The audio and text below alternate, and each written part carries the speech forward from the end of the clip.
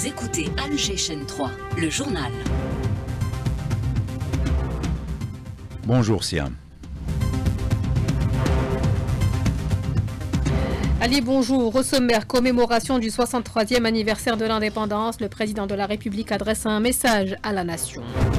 Hier, le président de la République, chef suprême des forces armées, ministre de la Défense nationale, a présidé la cérémonie de remise des médailles et des grades aux officiers de l'ANP et au personnel assimilé. Depuis 1962 à nos jours, la politique du logement en Algérie, les aspirations des jeunes Algériens, reportage à découvrir dans le journal. À découvrir également le programme des festivités prévues à travers tout le territoire national. Dans le reste de l'actualité, la 5G arrive en Algérie. Les licences ont été attribuées hier aux 3 opérateurs de téléphonie mobile. Et puis, sport football J-1 avant la finale de la Coupe d'Algérie. Le CRB va tenter de conserver le titre. L'USMA, elle, de sauver sa saison.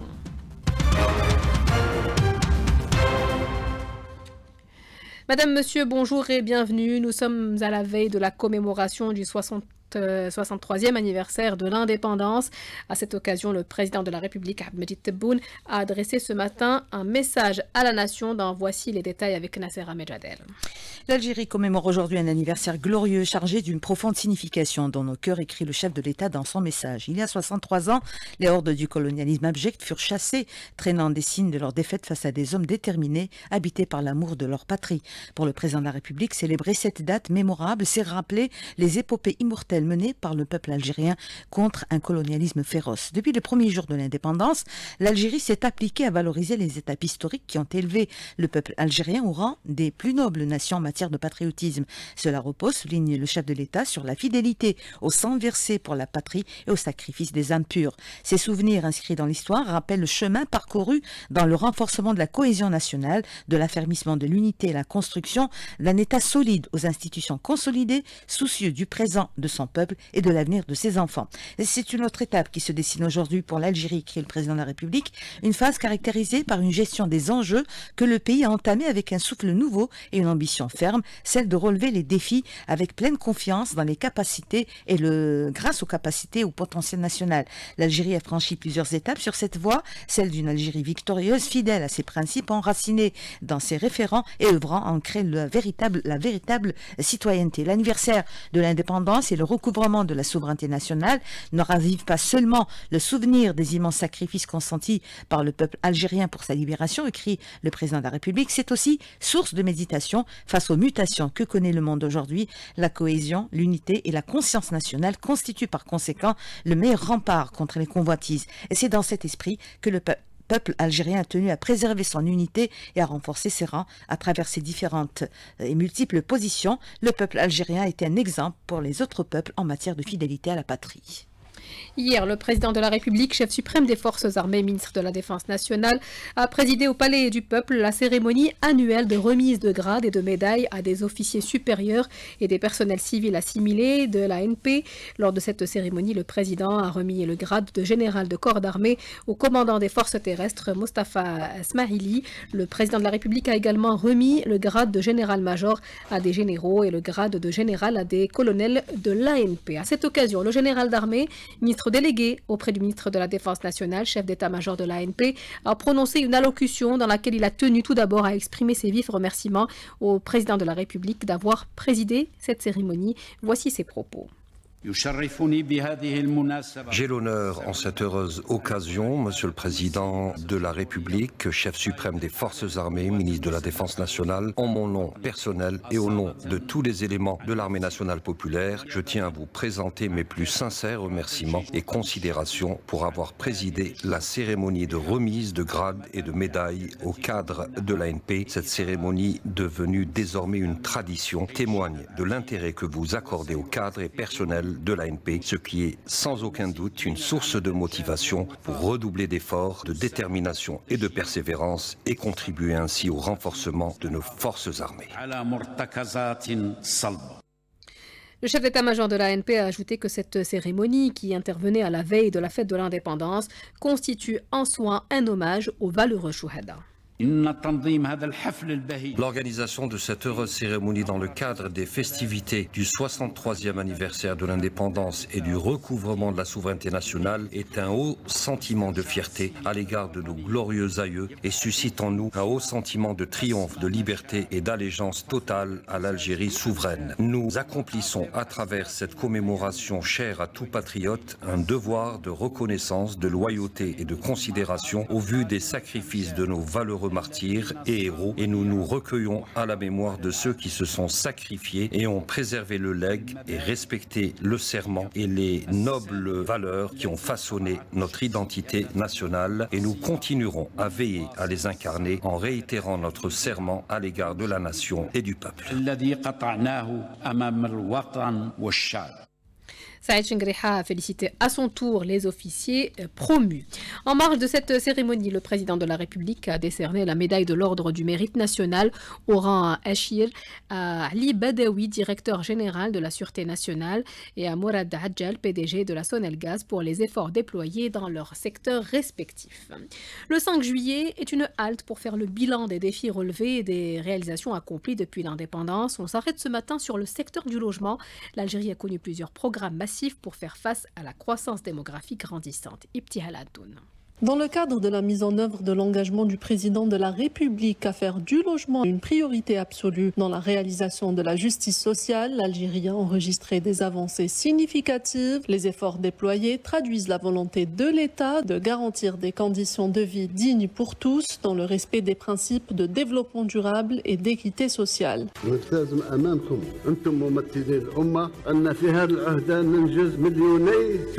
Le logement en Algérie ne se limite pas à la construction d'habitations, il s'inscrit dans une approche globale intégrant des dimensions sociales, économiques, environnementales et culturelles visant à améliorer durablement le cadre de vie des citoyens.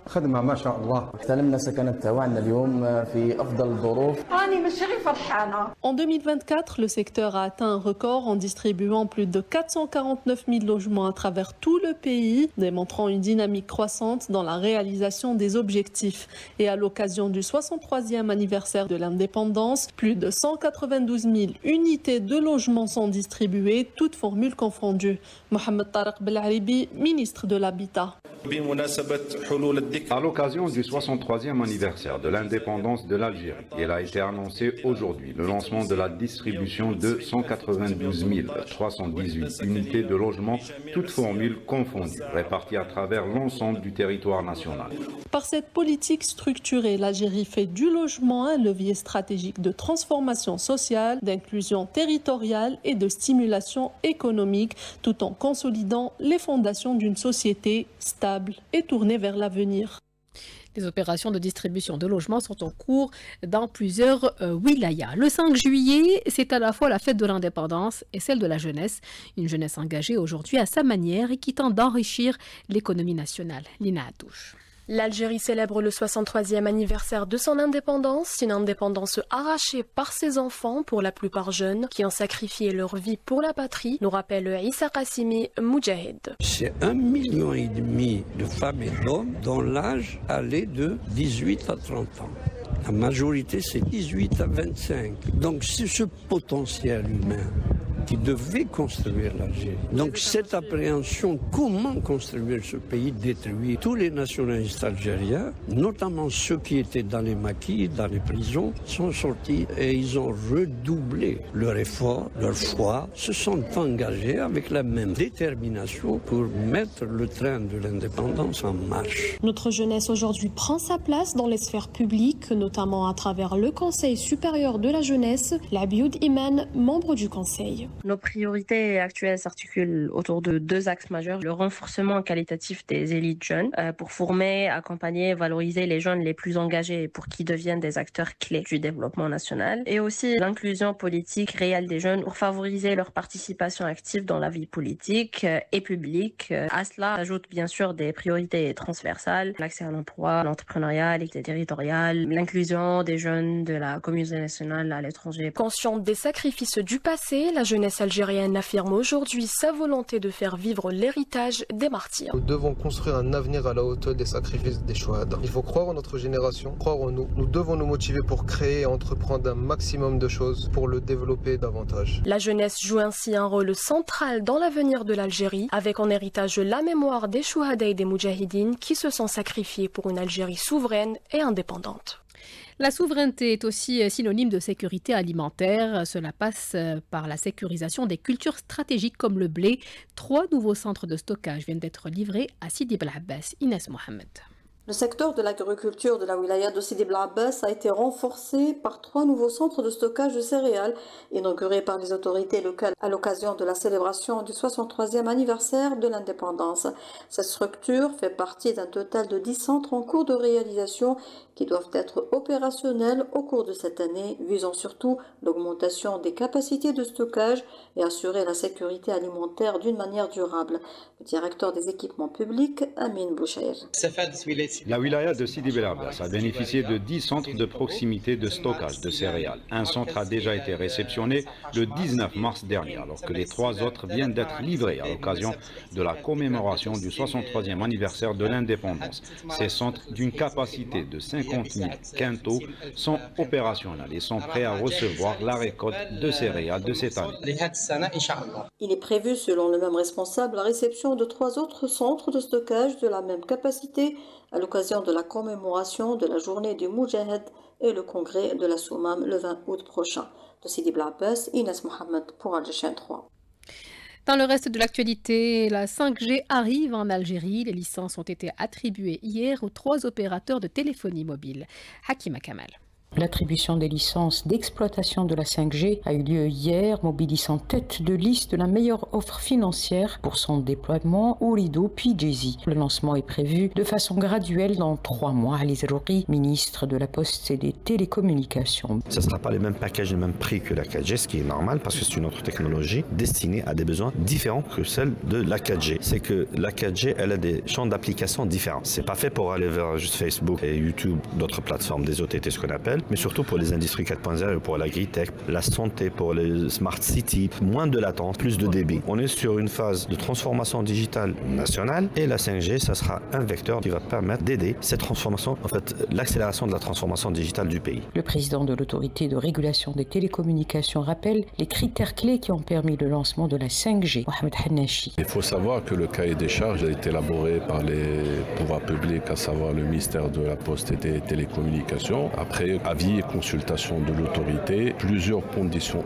notamment techniques. Tout ça sous le sceau de la conformité, de la cohérence des offres, aussi bien techniques que commerciales. Sur le plan financier, il y a tout un plan de financement et d'investissement sur l'échéance qui est arrêtée. Il y a eu un prix plancher qui a été décidé par les pouvoirs publics, qui est de 15 milliards de dinars. Les premiers tests effectués avec succès, les opérateurs lanceront leur offre par étapes pour toucher 8 wilayas, des secteurs également clés comme la santé ou l'agriculture et l'industrie, avant leur déploiement au grand public. En parallèle, l'industrie de la téléphonie 5G se prépare pour offrir des produits, des smartphones à des prix abordables. Air Algérie renforce son réseau domestique avec la création, sur instruction du président de la République, d'une nouvelle compagnie, Domestic Airlines, fruit de l'intégration de la flotte de Tassili Airlines au sein d'Air Algérie. Le groupe augmente également sa flotte avec l'acquisition de 16 avions type ATR. Meyssa Smaïl. La création de la compagnie Domestic Airlines a été décidée par le président Abdelmadjid Tebboune lors de la réunion du 12 mars dernier. Elle reprend les moyens humains et matériels de Tassili Airlines qui lui cède ses lignes domestiques. Le ministre des Transports, Saïd Sayoud. La naissance de cette nouvelle compagnie et de cette filiale d'Air Algérie reflète les orientations du président de la République. L'ensemble de la flotte de Tassili Airlines sera intégré, soit 15 avions, 7 Boeing et 8 ATR, dans 4 de 35 sièges et 4 de 65 sièges. Le PDG d'Air Algérie, Hamza Ben Hamouda, a tenu à rassurer les passagers et le personnel de Tassili Airlines quant à cette transition. Tous les engagements contractuels de Tassili, que ce soit avec des institutions, que ce soit avec des entreprises, que ce soit vis-à-vis de passagers qui ont acheté leurs billets, alors nous préservons ces créneaux horaires sur les destinations préalablement desservies par Tassili. Concernant l'acquisition des 16 nouveaux ATR, le vice-président commercial du constructeur européen, Alexis Vidal, a souligné que ces appareils offriront de nombreux avantages aux passagers algériens. Nous sommes ravis d'apporter ces nouveaux ATR dans le projet avec une nouvelle cabine, des sièges plus larges, des compartiments bagages plus volumineux, un nouveau système de gestion du conditionnement de l'air et par ailleurs la dernière génération des moteurs qui apporte une réduction des coûts de maintenance, une réduction de la consommation carburant. Avec la création de Domestic Airlines et l'acquisition de ces 16 ATR, ainsi que les récentes commandes de Boeing et d'Airbus, Air Algérie disposera bientôt d'une flotte de 100 avions. 12h45 sur Alger 3. 3 personnes sont mortes et 2 autres ont été blessées ce matin dans un accident de la route à Msila. Il s'agit d'une collision entre un camion et un véhicule léger qui s'est produite sur la RN9 selon la protection civile. Un accident impliquant cette fois-ci un bus de transport de voyageurs s'est produit tôt ce matin à Djidjel. Bilan provisoire, 4 morts et plusieurs dizaines de blessés. Les détails avec Abdelhamid Zoued pour la chaîne 3. Un grave accident de la circulation routière s'est produit vendredi matin à Djidjel, faisant des morts et plusieurs blessés. Il s'agit d'un bus immatriculé dans la wilaya de Khenchla qui s'est renversé sur la route d'évitement près du barrage de Kissir à l'ouest de Djidjel. Un bilan provisoire fait état de 4 morts et 35 passagers blessés. La protection civile a déployé d'importants moyens humains et matériels pour secourir les victimes de cet accident. Le wali de Djidjel, accompagné des membres de la commission de sécurité, s'était rendu sur les lieux pour superviser les opérations de secours. Une enquête a été ouverte pour déterminer les causes de cet accident. Djidjel, Abdelhamid Zouad, Alger, chaîne 3. L'armée d'occupation a poursuivi son génocide à Gaza. Au moins 20 Palestiniens civils ont été assassinés, d'autres ont été blessés depuis l'aube à l'ouest de Khan Younes, au sud de la bande de Gaza.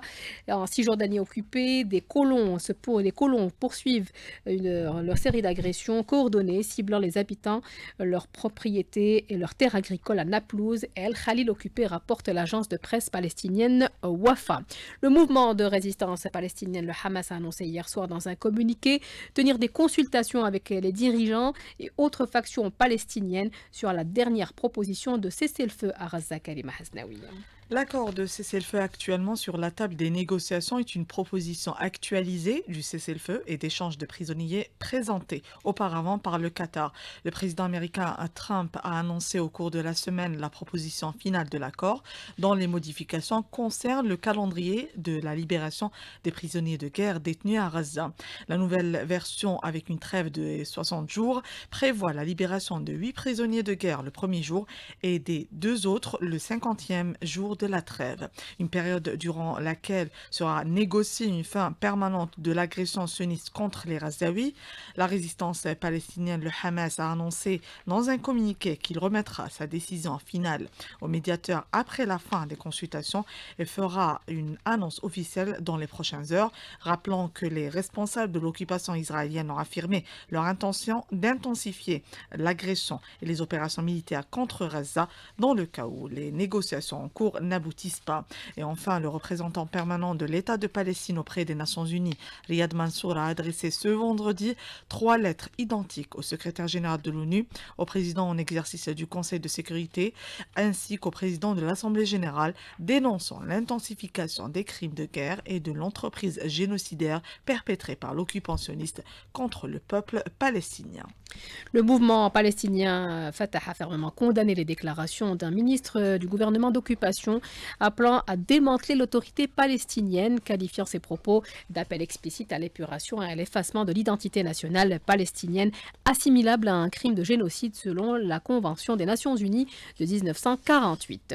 L'Ukraine a été la cible cette nuit d'attaques de drones russes, la plus massive depuis le début de la guerre entre les deux pays. Le Kremlin juge qu'il est impossible à ce stade d'atteindre ses objectifs en Ukraine par la voie diplomatique, déclaration faite au lendemain d'un appel téléphonique sans résultat entre Donald Trump et Vladimir Poutine, indique aujourd'hui le Kremlin. 12h49, on arrive au sport et nous sommes à la veille d'un événement majeur, Ali Hamouche. Bonsoir, Siam. En effet, c'est l'heure, on est à J- de la finale de la Coupe d'Algérie, la 58e finale de l'histoire de Dame Coupe qui mettra aux prises demain à partir de 17h au Nelson Mandela Stadium, le Chabab de Belouizdad, le tenant du titre à l'USM Alger. Les deux clubs qui se trouvent actuellement en stage bloqué pour préparer ce rendez-vous important. D'un côté, le Chabab Riadi de Belouizdad qui vise une 10e Coupe d'Algérie qui ferait de lui le club le plus titré en Coupe. Et du côté de l'USM Alger, on veut sauver la saison après avoir raté le parcours en championnat. D'ailleurs, on va écouter le défenseur de l'USM Alger, Saadi Ardouani. C'est une finale spéciale car elle a ce cachet du derby. J'espère qu'on sera concentré et appliqué pour gagner et revenir à hauteur du CRB avec 9 trophées chacun. Nous avons également cette chance de gagner un titre pour oublier notre saison difficile et nous réconcilier avec nos supporters. Et du côté du Chabab Riadi de Belouizdad, on va écouter son attaquant Rizqi Hamron qui va disputer sa première Coupe d'Algérie. Il est au micro de Hamza Rahmouni. C'est ma première finale sous les couleurs du Chabab Belouizdad. Inch'Allah, on va tout faire pour la ramener. Inch'Allah, on va ramener notre 10e finale. On va rendre fiers nos supporters. On a énormément étudié les faiblesses de l'équipe adverse et on va tout faire pour, Inch'Allah, les exploiter très bien. Rappelons Siam que 20 000 tickets ont été mis en vente depuis mardi dernier, 10 000 tickets pour chaque galerie et demain il y aura la gratuité des transports pour les deux galeries. Donc pour le Chabab Riadi de Belouizdad, le départ ça sera à partir de la place du 1er mai alors que pour les supporters de l'USM Alger ça sera à partir du stade Farhani de Bab el Oued. Rappelons donc ce rendez-vous important demain à 17h au Nelson Mandela Stadium. Cette finale de Coupe d'Algérie entre l'USM Alger et le Chabab Riadi de Belouizdad. Et un mot de volleyball Siam, juste pour parler de ce tournoi international de l'amitié qui débutera donc plutôt à l'entrée en liste de la sélection algérienne de volleyball. Ça sera cet après-midi face à la Libye. Des retrouvailles entre les deux formations puisqu'ils s'étaient affrontés lors du dernier championnat d'Afrique. C'était au stade des demi-finales et l'Algérie l'avait emporté 3-7-2. Et à 18h, il y aura ce deuxième match